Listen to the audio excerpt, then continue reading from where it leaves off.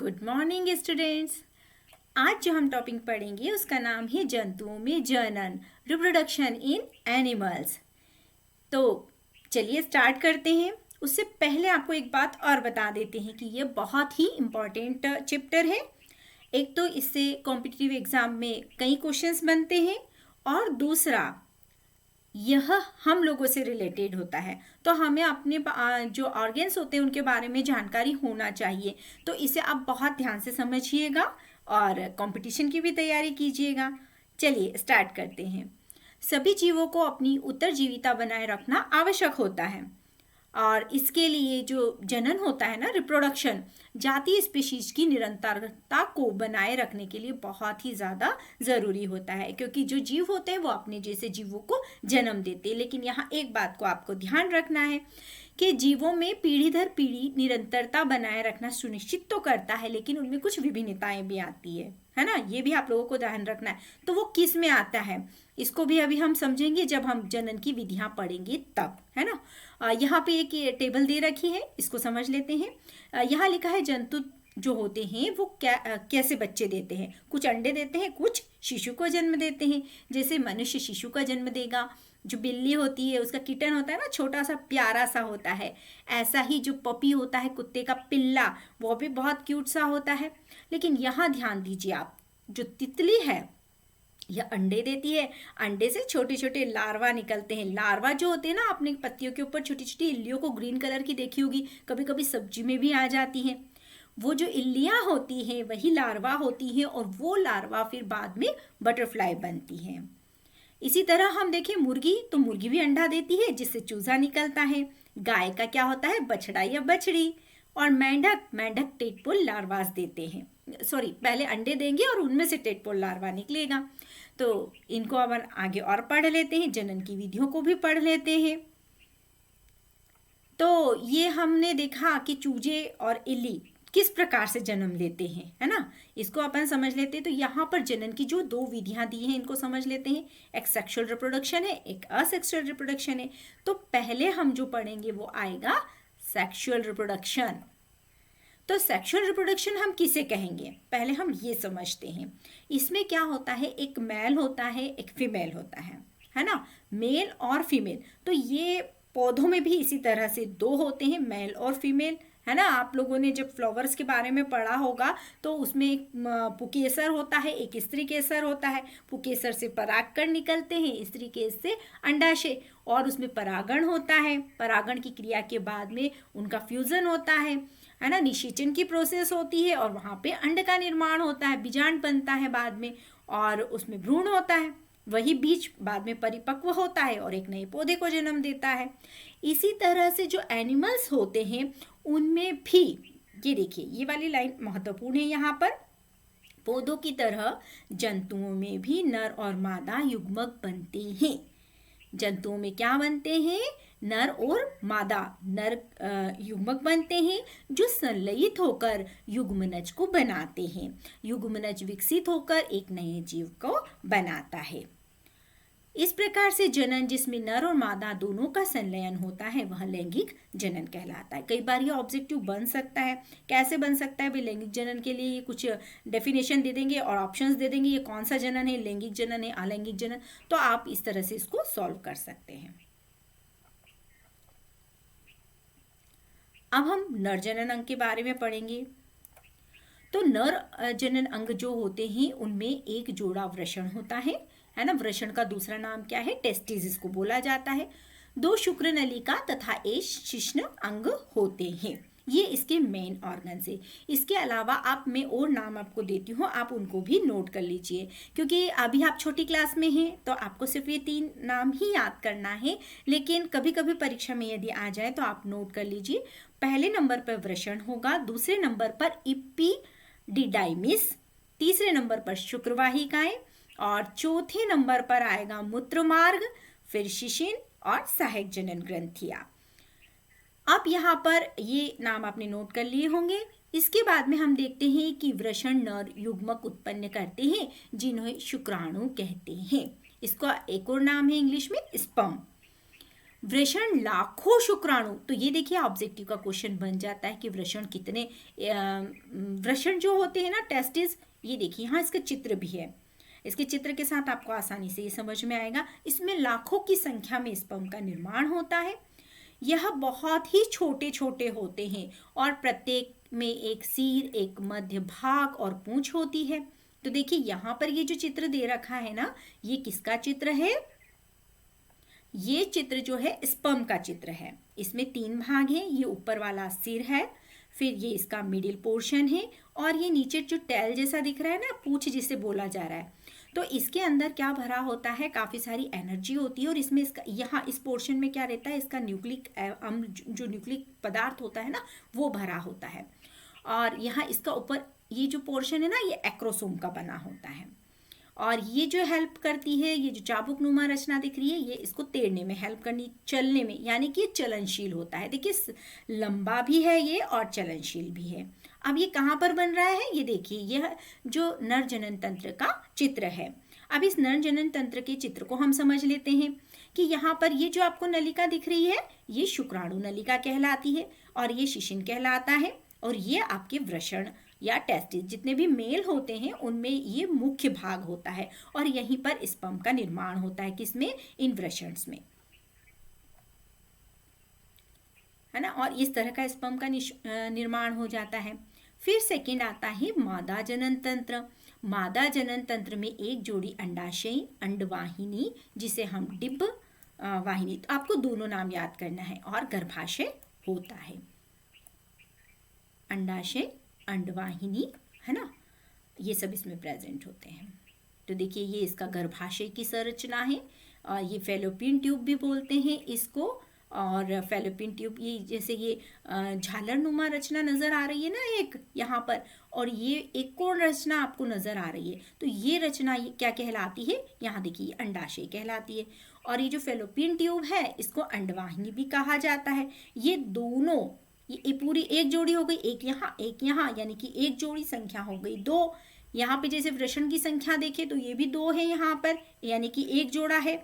और यहाँ पर ये हम इसको देखते हैं मादा जनन तंत्र में, तो ये जो पूरा हिस्सा है ये गर्भाशय कहलाता है और इसी के अंदर बच्चा रहता है। मादा युग्मक उत्पन्न करते हैं उसे अंडाणु या डिंभ कहते हैं। प्रतिमास दोनों अंडाशय से एक अंडाशय से विकसित होकर अंडाणु या डिंभ अंडवाहिनी में आता है। वहाँ गर्भाशय का होता है जहाँ पर शिशु का विकास होता है। शुक्राणु की तरह अंडाणु भी एकल कोशिका होती है। अब यहाँ पर हम देखते हैं अंडाणु का चित्र। तो देखिए एक सिंपल सी खोखली रचना है जिसमें सिर्फ एक केंद्रक है और ये कैसा है? गोल है और ये अचल है ना, चलता नहीं है। जबकि हम स्पर्म को देख रहे हैं, यहाँ पे आप चित्र में देखिए ये स्पर्म आ गए हैं और ये स्पर्म्स जो हैं इसको फर्टिलाइज कर रहे हैं। और ये इनमें से सारे स्पर्म, जैसे लाखों की संख्या में स्पर्म बनते हैं, लेकिन सब इसको फर्टिलाइज नहीं कर पाते। केवल एक जो स्पर्म होता है, एक शुक्राणु होता है, वो इसकी ये जो बाहर की लेयर होती है इसको छेदता है और यहाँ आकर अपना जो न्यूक्लिक पदार्थ है, डीएनए है, वो यहाँ इसके केंद्रक से संयोजित कर देता है, फ्यूजन होता है। इस पूरी प्रक्रिया को निषेचन के नाम से जानते हैं।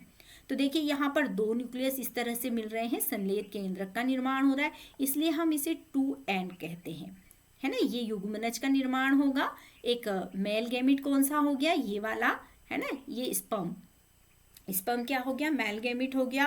और यहाँ पर देखिए तो ये क्या हो गई है? फीमेल गैमिट हो गई। तो इन दोनों का, अंडाणु का और शुक्राणु का, ये शुक्राणु हो गए इनका, और अंडाणु, इन दोनों का फ्यूजन होता है। इस प्रक्रिया को निषेचन कहते हैं और फलस्वरूप एक युग्मनज का निर्माण हो गया है।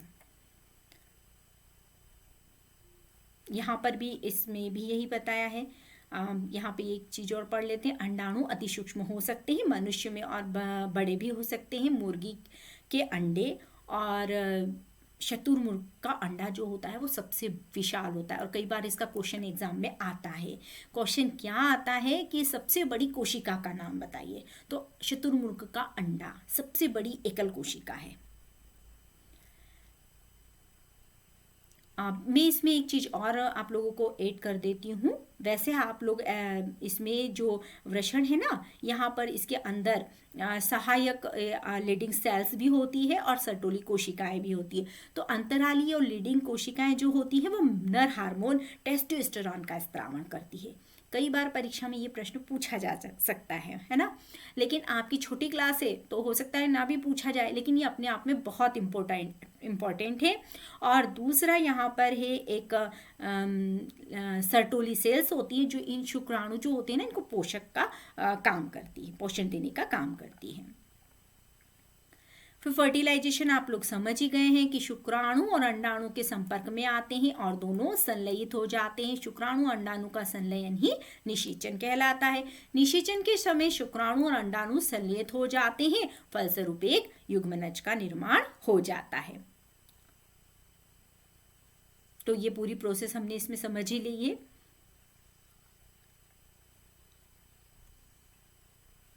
अब देखिए, हम बच्चों को भी देखते हैं, वो अपने पेरेंट्स के कुछ कुछ हम रूप होते हैं, लेकिन यहाँ थोड़ी सी वेरिएशन आती है, क्योंकि एक जो पूरा स्पर्म वो मेल से आया है, उसमें जो जीन होंगे वो उनके अपने होंगे माता पिता के, और इधर किससे आ रहा है, फीमेल से, तो उसमें उसके माता पिता के जीन्स होंगे।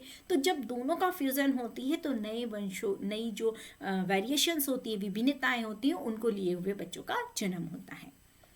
निषेचन, अब निषेचन कितने प्रकार का होता है ये भी हमको समझना पड़ेगा। तो ये 2 प्रकार का होता है, एक आंतरिक होता है और एक बाह्य होता है। तो आंतरिक निषेचन किस में होता है, ये ऑब्जेक्टिव के क्वेश्चंस बन सकते हैं यहाँ भी। तो आंतरिक निषेचन होता है मनुष्य में, गाय में, कुत्ते में, मुर्गी में, है ना। इन सब में कौन सा निषेचन है, आंतरिक या इंटरनल फर्टिलाइजेशन।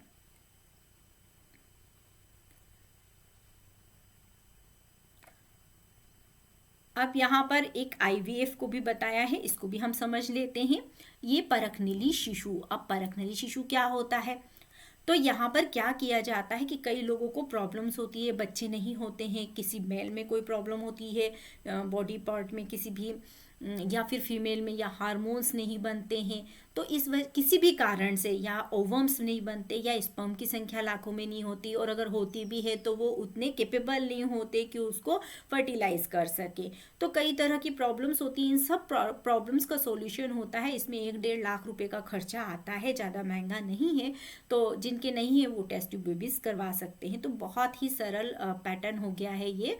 इसमें क्या करते हैं कि स्त्री जो होती है उनकी जैसे यहाँ पे लिखा है कि अंडवाहिनी यदि अवरुद्ध हो, शिशु उत्पन्न करने में असमर्थ हो, या शुक्राणु मार्ग अवरुद्ध हो, अंडाणु वहां नहीं पहुंच सकते हैं, तो ऐसी स्थिति में क्या किया जाता है कि अंडाणु और शुक्राणु को एकत्रित किया जाता है और कुछ घंटों के लिए इनको साथ में रख दिया जाता है ना। फीमेल का ओवम ले लेंगे और मेल का स्पर्म ले लेंगे, इनको साथ में रख देंगे, जिससे IVF अथवा इन विट्रो निषेचन इसको कहा जाता है। यानी कि ये कहाँ हो रहा है, शरीर के बाहर हो रहा है। फिर यहाँ पर क्या होता है, फर्टिलाइजेशन हो जाता है, निषेचन हो जाता है, और युग्मनज लगभग 1 सप्ताह तक यहाँ विकसित किया जाता है, और बाद में यह माता के गर्भाशय में पूर्ण विकास इसका होता है। फिर ये जो यहाँ पर ऐसे कल्चर मीडिया रहता है जिसमें न्यूट्रिएंट वैल्यू रहती है, उसके अंदर इन दोनों को ग्रो करवाया जाता है 8 ब्लोस्टोम ईयर तक, और उसके बाद में वहाँ से लेकर इसको उसके अंदर जो फीमेल का यूट्रस होता है उसमें उसको ट्रांसप्लांट कर दिया जाता है, और वहाँ पे उसका पूरा ग्रोथ होती है, वो बढ़ता है, मतलब भ्रूण बन जाता है। वो जो हमारा अंडाणु है ना, जब दोनों को फ्यूजन हो गया है, फर्टिलाइजेशन हो गया है, तो वो भ्रूण बन जाएगा। भ्रूण किसको बोलेंगे, जो शुरुआत होती है उसको, है ना। जब माँ के गर्भ में किसी बच्चे की शुरुआत होती है ना, तो उसको भ्रूण कहा जाता है। परखनीली शिशु का जन्म सामान्य शिशु की तरह होती है। इस तरह जन्मे बच्चे को परखनीली शिशु कहते हैं, है ना। यहाँ हम सोचे कि परखनली में पूरा डेवलपमेंट हो रहा है, नहीं, सिर्फ स्टार्टिंग का डेवलपमेंट हो रहा है, बाकी डेवलपमेंट तो उसके माँ के गर्भाशय के अंदर होता है। आप लोगों ने बारिश के दिनों में बहुत सारे मेंढकों की टर की आवाज़ सुनी होगी, छोटे छोटे उनके बच्चे भी देखे होंगे, है ना। तो आप उसी समय पे किसी झरने या नदी के किनारे जो हल्का हल्का पानी बहता है ना, वहाँ पर देखिए तो आपको उनके अंडे आसानी से काफ़ी सारी मात्रा में इकट्ठे हुए नज़र आ जाएंगे और ऐसा लगेगा जैसे जेली जैसा कुछ है, और उसमें गोल गोल छोटे छोटे बहुत ही सुंदर से नज़र आएंगे। देखिए इस तरह की रचना होगी इन मेंढक के अंडे। बस इस तरह से ये इसमें चारों तरफ इस चिपचिपे सा जेल के अंदर ये संरक्षित रहते हैं। बहुत ही कोमल होते हैं, लेकिन जेली की एक परत इन अंडों को सुरक्षा प्रदान करती है।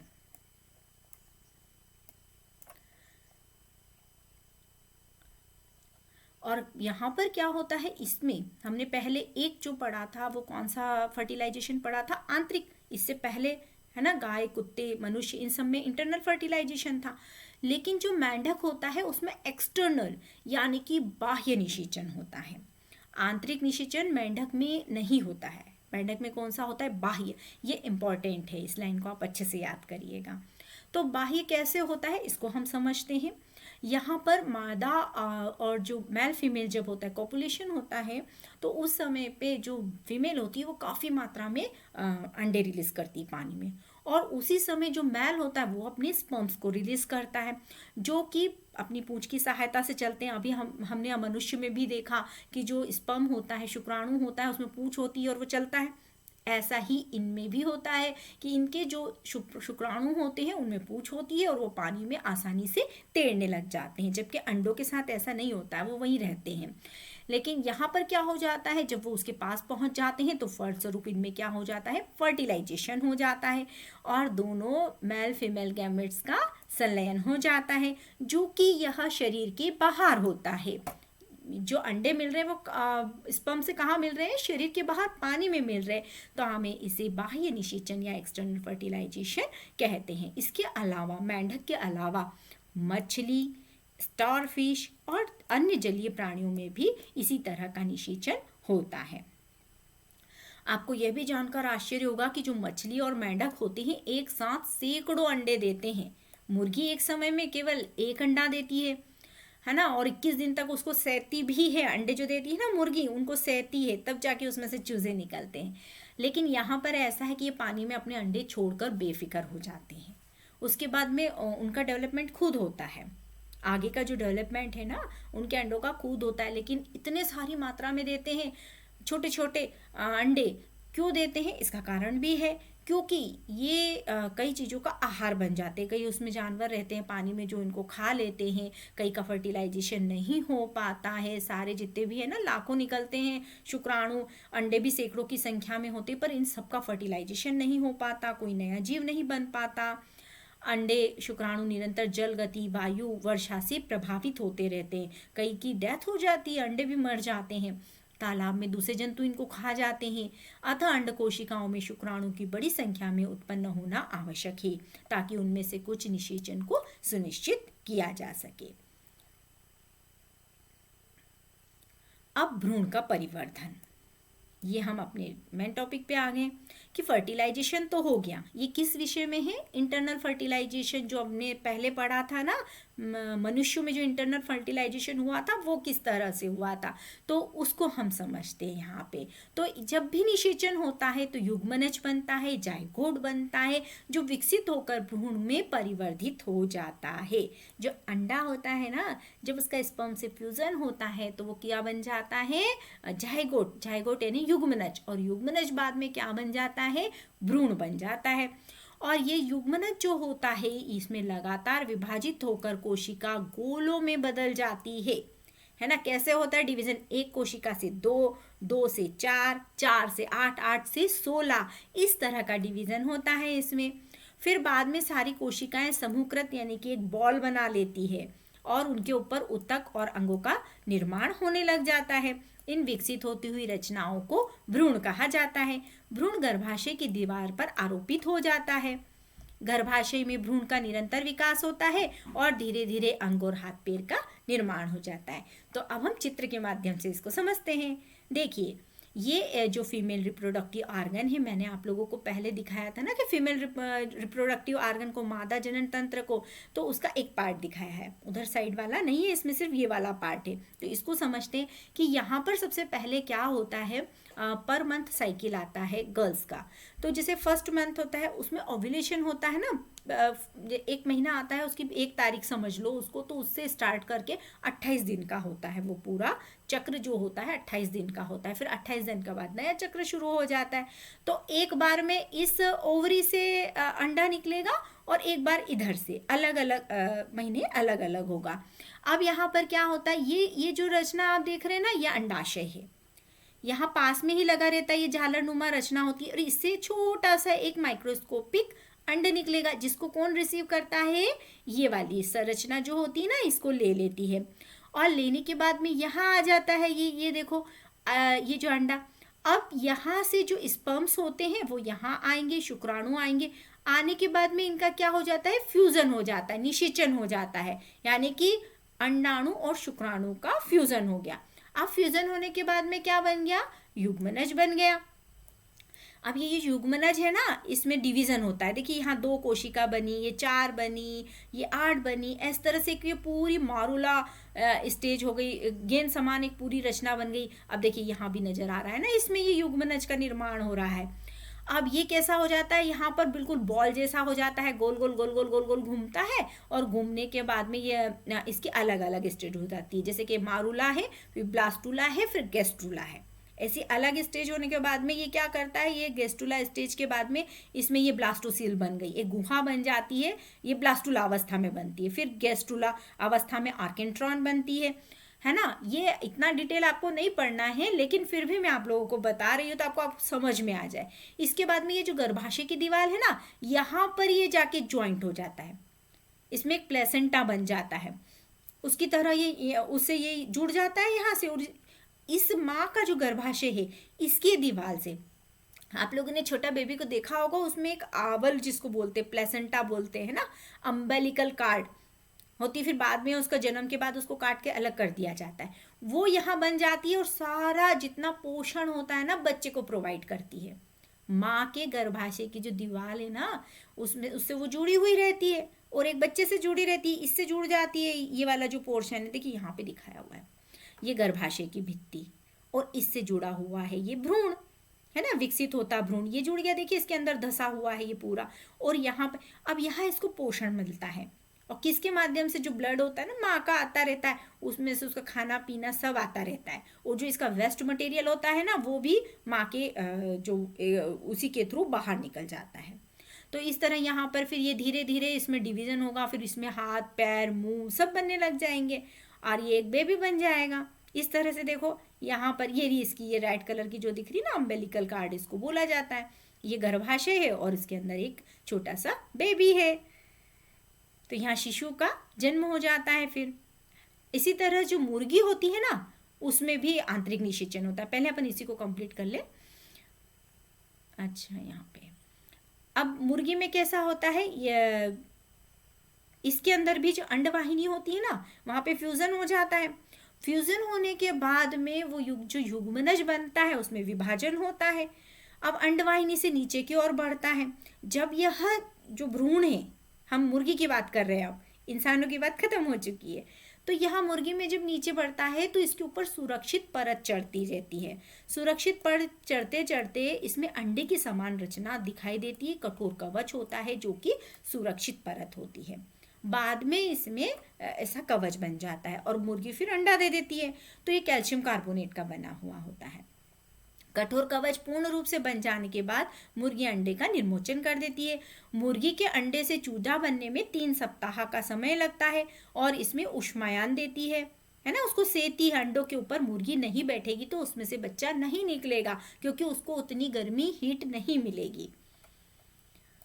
अंडे के अंदर चूजे का विकास इस अवधि में होता है। चूजे के पूर्ण रूप से विकसित होने के बाद उसका कवच फूट जाता है और उसमें से छोटा सा चूजा बाहर निकल के आ जाता है। बाह्य निषेचन वाले जंतुओं में भ्रूण का विकास मादा शरीर के बाहर होता है। भ्रूण अंडावरण के अंदर विकसित होता है। भ्रूण का विकास पूर्ण होने पर जो उत्पत्ति होती है, आपने तालाब और झरने में मेंढक के लार्वा टेडपोल्स को तैरते हुए देखा होगा। इनके जो लार्वा होते हैं ना उनको टेडपोल कहते हैं। अब यहाँ पर 2 वर्ड और आ गए हैं, इनको हमें समझना जरूरी है क्योंकि ये भी ऑब्जेक्टिव के क्वेश्चन बनते हैं, जरायुज और अंड प्रजनक जंतु। तो जरायुज किसको कहते हैं? जो छोटे छोटे बच्चों को जन्म देते हैं, है ना, उनको हम क्या कहेंगे? जरायुज या विविपेरी भी कहा जाता है, या स्वप्रजक भी कहा जाता है उनको। और अंड प्रजनक से तात्पर्य यह होता है जो कि अंडे देते हैं। मेंढक, छिपकली, तितली, शलभ, मुर्गी, कोए, ये सभी अंडों को देते हैं, है ना। और इनके अंडे को हम देख सकते हैं, इजीली घरों में दिखी जाते हैं। ये तो एकत्रित करने के लिए लिखा है, पर मैं आप लोगों को मना करूंगी क्योंकि हमें अधिकार नहीं है कि हम किसी के अंडे को डिस्टर्ब करें, किसी की लाइफ साइकिल को डिस्टर्ब करें। तो आप एकत्रित करना तो सरल है, लेकिन आप लोग एकत्रित मत कीजिएगा, है ना, सिर्फ इनको देख लीजिएगा।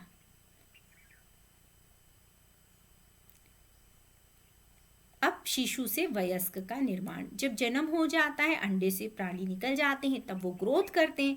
आप लोग भी कभी बहुत छोटे रहे होंगे, छोटे बेबी, और फिर धीरे धीरे आप में ग्रोथ हुई और आप बड़े हो गए। अब आप सब किशोर अवस्था में आ चुके हैं। यहाँ पर हम देखें तो रेशम कीट के जीवन चक्र को समझें तो इसमें क्या क्या आता है। सबसे पहले जो रेशम कीट होते हैं, मेल फीमेल दोनों का संगम होता है, और उसके बाद में उनमें फर्टिलाइजेशन होगा। फर्टिलाइजेशन होने के बाद में वो अंडे को जन्म देंगे, है ना, उनमें से अंडा निकलेगा और अंडा सा लार्वा और इल्ली निकलेगी। उसके बाद में उसकी प्यूपा अवस्था आएगी।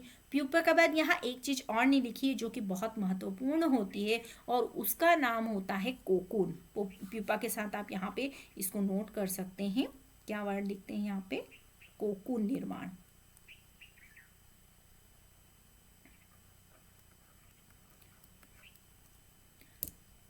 कोकून में क्या होता है कि जैसे ये जो इल्ली होती है ना, ये इल्ली में धागा निकलता है। धागा कैसे निकलेगा? वो एक पदार्थ को स्त्रावित करती है, वो पत्ते खाती जाती है। मोस्टली इनको सहतूत के पत्तों पे उगाया जाता है, मतलब बहुत पसंद है इनको।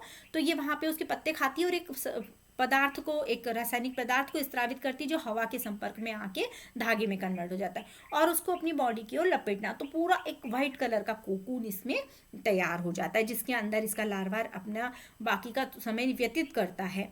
और उसके बाद में उस कोकून को फाड़ते हैं और उसके बाद में ये उससे बाहर निकल जाते हैं, है ना। और बाहर जब निकलते हैं ना फाड़ के, तो ये इल्ली नहीं रहता है, ये लार्वा नहीं रहता है, ये एक मॉथ बन जाते हैं, जो कि क्या कहलाते हैं वैसे। इसका रेशम के कीट जो है, इसका नाम हमारे भारत में ज़्यादातर कर्नाटक में ये बनाया जाता है, इसका व्यापार किया जाता है, पाला जाता है इसको। तो उसका नाम है बॉम्बेक्स मोराई। आप इसको भी नोट कर लीजिए, बॉम्बेक्स मोराई। इसी तरह से यदि हम देखें तो हाँ, अब रेशम कैसे प्राप्त करते हैं ये भी बता देती हूँ। ये जो कोकून्स रहते हैं ना, इनको बॉइल्ड वाटर के अंदर डाला जाता है और फिर उनको निकाला जाता है, तो इन लार्वास की डेथ भी हो जाती है, तब तो वो आते हैं। नहीं तो यदि फाड़ के बाहर आ जाएगा ये, तो रेशम बनेगा ही नहीं। तो ये अच्छा भी नहीं है एक तरह से, है ना, किसी का नुकसान पहुँचाना। अब हम मेंढक का पढ़ते हैं। तो मेंढक को के भी विभिन्न चरण होते हैं। इसको देखिए, सबसे पहले यहाँ पे अंडा दिया, उससे टेडपोल लार्वा निकला, और फिर वह किस में चेंज हो गया? वयस्क में चेंज हो जाता है। तो ये इतना आसान नहीं है जितना आप समझ रहे हैं। इसको देखिए पूरा चित्र को। ये जो मेंढक है ना, जब मेल फीमेल का ने अंडे दिए, यहाँ पर इनका फर्टिलाइजेशन हो गया। फर्टिलाइजेशन के बाद में इनमें निर्मोचन हुआ, इनका ब्रेकिंग हुआ। जब ये परिपक्व हो जाते हैं, भ्रूण बन जाता है इसके अंदर, तो वो बाहर निकलता है। तो ये आरंभी टेडपोल। तो ये कैसा दिखता है? ये पूरी मछली जैसा दिखता है। यहाँ दिख रहा है आपको एक पत्तीनुमा रचना, यानी कि इसकी पूंछ इसके साथ है।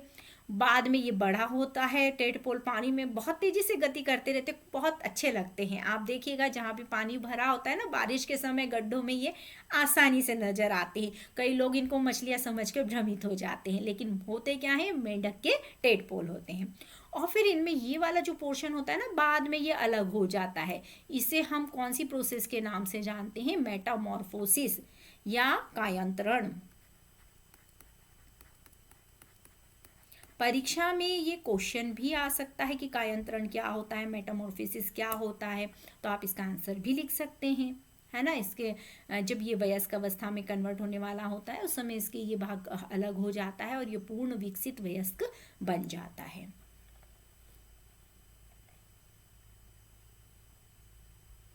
ना। ये यहाँ पर भी लिखा है ये कायंत्रण के बारे में। वयस्क का रूपांतरण कायन में होता है। विशेष परिवर्तनों के साथ टेडपोल का वयस्क में रूपांतरण ही कायंत्रण कहलाता है। अब नेक्स्ट आ जाते हैं, हमने सेक्सुअल रिप्रोडक्शन पढ़ लिया है, अब हम नेक्स्ट पढ़ेंगे आसेक्सुअल रिप्रोडक्शन। तो इसमें क्या होता है कि एक ही इसमें भाग लेता है। जैसे हमने उसमें देखा ना सेक्सुअल रिप्रोडक्शन में दो मेल फीमेल दोनों थे, यहाँ पर एक से भी काम चल जाता है। एक ही कोशिका से क्लोन भी बनते हैं इसमें। आगे आप बड़ी बड़ी क्लास में काफ़ी डिटेल में इसको पढ़ेंगे। यहाँ पर तो सिंपल ही तरह का दिया हुआ है। तो सबसे पहला हम हाइड्रा के बारे में देखते हैं कि इसमें आसेक्सुअल रिप्रोडक्शन कैसे होता है, क्योंकि यदि एग्जाम्स में क्वेश्चन इससे हाइड्रा से रिलेटेड ही ज़्यादा पूछे जाते हैं। तो हम इनको देख लेते हैं। यहाँ पर आप कुछ रचना देखिए, यहाँ पर ये जो है मैं डायरेक्ट इसको समझा रही हूँ, ये हाइड्रा है और हाइड्रा में यहाँ एक आपको बर्ड नुमा रचना नज़र आ रही होगी। ये धीरे धीरे इसमें इसका डेवलपमेंट होता है और इसको इस बर्ड को मुकुलन कहा जाता है ना। हाइड्रा में मुकुलन को शो कर रहा है। ये यहाँ पर ये धीरे धीरे इसका विकास हो रहा है और बाद में जब इसकी फेवरेबल कंडीशन है तो ये इससे अलग हो जाएगा और एक नए हाइड्रा का निर्माण कर लेगा। ये यहाँ भी यही समझाया गया है। इसी तरह जो यीस्ट होती है उसमें भी मुकुलन इसी प्रकार से होता है। उसमें भी कई पार्ट उभार बनते हैं और फिर वो अलग हो जाते हैं।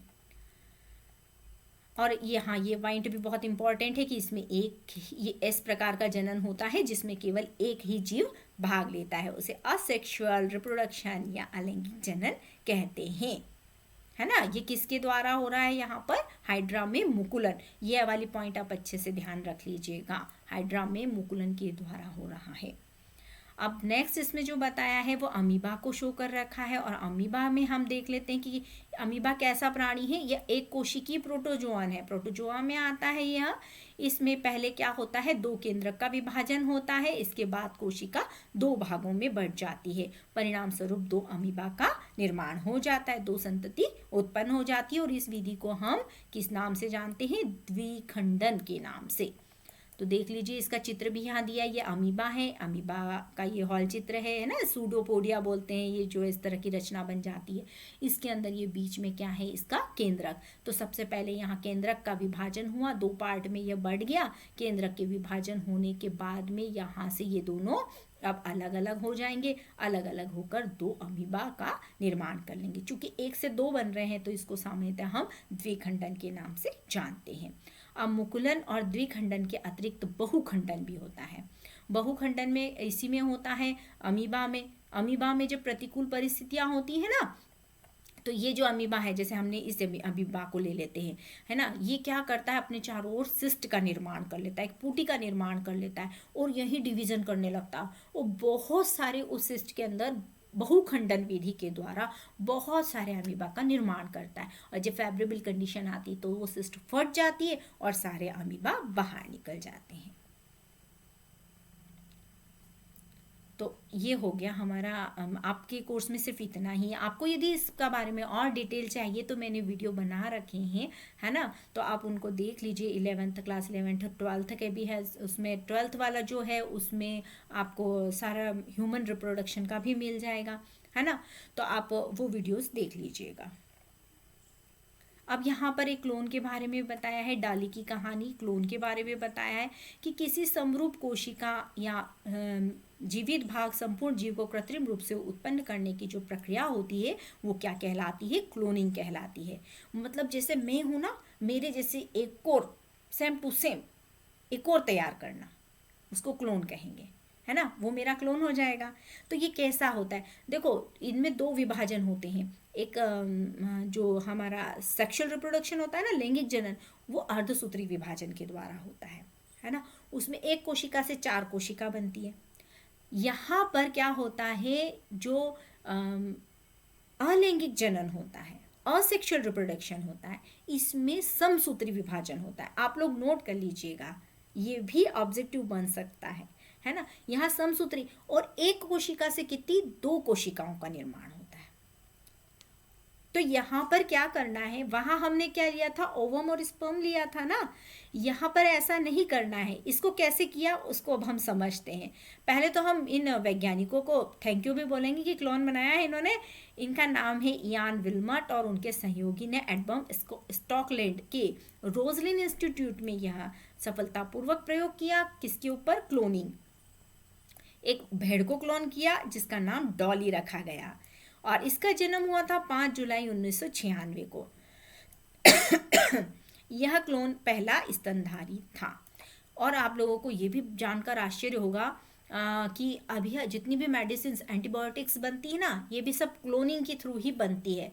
जो छोटे छोटे बैक्टीरिया होते हैं ना, उनमें ऐसे जीन डाल दिए जाते हैं कि वो अपने क्लोन बनाते हैं और बहुत सारी कॉलोनी डेवलप कर लेते हैं और वो दवाइयों का प्रोडक्शन करते हैं, एंटीबॉडीज का। एंटीबायोटिक होती है ना जो प्रतिजैविक जिन्हें बोला जाता है ना, कई बीमारियों से हमको वो बचाती है। तो उनका निर्माण भी इसी विधि के द्वारा किया जाता है। तो यहाँ पर इस भेड़ को कैसे बनाया है ये हम समझते हैं। ये देखिए यहाँ पे ये फिन डॉर्सेट भेड़ है, ये स्कॉटिश ब्लैकफेस ईव है और ये डॉली है। तो यहाँ पर इन्होंने क्या डॉली को क्लोनिंग करते समय ये जो डॉर्सेट नामा की स्तन ग्रंथि, यानी कि इसके यहाँ पर स्तन होते हैं ना, इसमें से एक कोशिका को निकाला। यहाँ से ध्यान रखिएगा कि इसमें क्या हो रहा है, यहाँ से एक कोशिका को निकाला और उसी समय स्टॉकिश बैकफेस ईव ने अंड कोशिका भी एकत्रित कर दी। अब ये जो दूसरी भेड़ थी ना, इसकी अंड कोशिका को निकाला, इसके जो अंडाशय थे ना उसमें से अंडे को निकाल लिया। पहले हमारा सेक्सुअल रिप्रोडक्शन में क्या हो रहा था, मेल फीमेल गैमेट मिल रहे थे ना, है ना, एक स्पर्म था और एक ओवम था, अंडाणु और शुक्राणु मिल रहे थे। लेकिन यहाँ क्या हो रहा है, यहाँ पर कौन मिल रहा है, इसकी एक कोशिका ली हुई है। किसकी, ये वाली भेड़ की जिसका ये नाम है, इस भेड़ की एक कोशिका ली और इस भेड़ का अंडा लिया है और अंडे में से क्या किया है, इन्होंने केंद्रक को निकाल दिया है और उसको इस कोशिका का जो केंद्रक था ना उसको डाला है। देखिए यहाँ पे भी यही लिखा हुआ है, स्तन ग्रंथि से ली गई कोशिका के केंद्र को स्टॉकिश ब्लैकफेस ईव की केंद्रक विहीन अंड कोशिका में स्थापित कर दिया। पहले जो इसका अंडा लिया उसको केंद्रक विहीन करा और इसकी जो कोशिका का अंडा था, वो इस अंडा नहीं बोलेंगे उसको, केंद्रक बोलेंगे, उसको इसके अंडे में डाल दिया। इस प्रकार से अंड कोशिका में स्टैक बेसफेस ईव को रोपित किया गया। फिर यहाँ सामान्य परिवर्धन हुआ और अंत में ढाली का जन्म हुआ। अब यह जो डॉली थी ना, ये डॉर्सेट भेड़ की स्वस्थ क्लोन थी जिसने प्राकृतिक रूप से लैंगिक जनन द्वारा संतति को जन्म दिया, लेकिन दुर्भाग्य से फेफड़ों के संक्रमण के कारण 14 फरवरी 2003 को इसकी मृत्यु हो गई। अब देखिए ये जो भेड़ बनी है ना, इसने सेक्सुअल रिप्रोडक्शन भी किया है और कई बच्चों को जन्म दिया है। आप लोगों को ये समझ में आ गया होगा। डॉली के बाद स्तनधारी को क्लोन बनाने के प्रयास किए, किंतु बहुत तो जन्म से पहले भी हमारे भारत में भी यहाँ पर एक मुरा नस्ल की भेड़ का वो भेड़ का भी किया और भैंस का, है ना, हरियाणा में जो लेब है वहाँ पर उसको तैयार किया गया, उसके क्लोन तैयार किया गया है। तो हमारा ये तो हो गया कंप्लीट, लेकिन इसके साथ साथ हम कुछ ऑब्जेक्टिव्स भी देख लेते हैं क्योंकि हमें नवोदय एंट्रेंस एग्जाम देनी है तो हमको उसकी भी तैयारी करनी है। अब और ऑब्जेक्टिव्स देख लेते हैं। अमीबा में द्विखंडन जनन होता है, कब होगा ये, जब भोजन भी बहुत अधिक होगा और तापमान भी अनुकूल होगा, उस समय में इसमें बाइनरी डिवीजन होगा। हाइड्रा में मुकुल का निर्माण होता है, ये भी तभी होगा जब इसके लिए फेवरेबल कंडीशन हो, अनुकूल वातावरण यानी कि उसके जीवन की क्षमता के लिए जो जो सामान उसको चाहिए ना, बिल्कुल फेवरेबल कंडीशन हो, बराम आराम से अपना जीवन यापन करे, उसको अनुकूल वातावरण बोलते हैं। हाइड्रा में जल्दी विकास होता है जब युग्मनज मात्र हाइड्रा से जुड़ा होता है। अभी हमने चित्र में भी देखा था ना, वह अवस्था जिसमें भ्रूण मात्र हाइड्रा से गिर जाता है उसे स्टीरियोगैस्ट्रुला कहा जाता है। हाइड्रा का युग्मनज पाया जाता है, मात्र हाइड्रा शरीर से जुड़ा हुआ। केचुए में कोकून होता है, युग्मनज और एल्बुमिन वाला। केचुए की शुक्र ग्रहिका स्पर्मेटिका का उपयोग निम्न में किसके लिए किया जाता है? तो जो केचुआ होता है ना, उसमें शुक्राणु का संग्रहण किया जाता है। देखिए ये सब मैंने आपको पढ़ाया नहीं है, लेकिन फिर भी हम क्या एग्जाम में इस तरह के क्वेश्चंस आ सकते हैं, इसलिए मैं ये आपको इनको बता रही हूँ, है ना। हालांकि ये बड़ी क्लासेस के क्वेश्चन है, बट कभी आ जाए आप लोगों को तो। केचुए में नर जनन छंद्र किस खंड में होता है? तो यह 18वें खंड में होता है। तिलचट्टा के एक अंडाशय में ओव्यूल की संख्या कितनी होती है? तो इसमें ओव्यूल की संख्या जो होती है वो 8 होती है।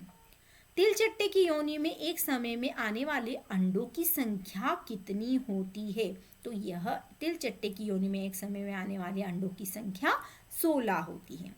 तिलचट्टे में ऊचिका का निर्माण होता है, तो ये कोलेट्रल ग्लैंड के द्वारा होता है। जंतु किन विधियों द्वारा रिप्रोडक्शन कर सकते हैं? तो भाई दोनों विधियों द्वारा कर सकते हैं। आसेक्सुअल, सेक्सुअल रिप्रोडक्शन दोनों ही तरह से कर सकते हैं। अभी हमने जंतुओं में देखा ना, अमीबा और हाइड्रा में तो असेक्सुअल रिप्रोडक्शन हो रहा था, लेकिन हमने गाय, कुत्ता, मुर्गी इन सब में देखा तो सेक्सुअल रिप्रोडक्शन था। नर युग्मक मादा युग्मक के संलयन द्वारा निम्नलिखित किसमें होता है? तो यह लैंगिक जनन होता है। निम्नलिखित में से मादा जनन अंग, तो देखिए अंडाशय भी है, अंडवाहिनी भी है और गर्भाशय, तो इसका उत्तर सभी आ जाएगा। अमीबा विभाजित होकर 2 संतति अमीबा का निर्माण करता है, यह किसी विधि के द्वारा होता है? तो इसका नाम द्विखंडन, ये कई बार पूछा गया प्रश्न है।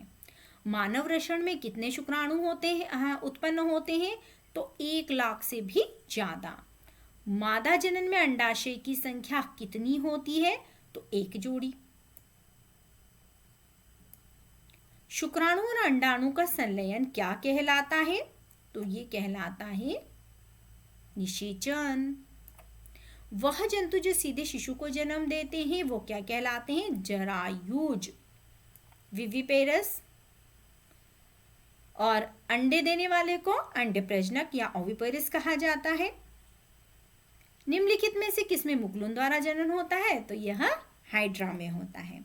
इनके अलावा भी यदि आपको और ऑब्जेक्टिव देखने की या समझने की या ह्यूमन रिप्रोडक्शन को समझने की इच्छा है, तो आप क्लास 12th का नीट MCQ नाम से बना हुआ मेरा वीडियो है, आप उसको देखिएगा।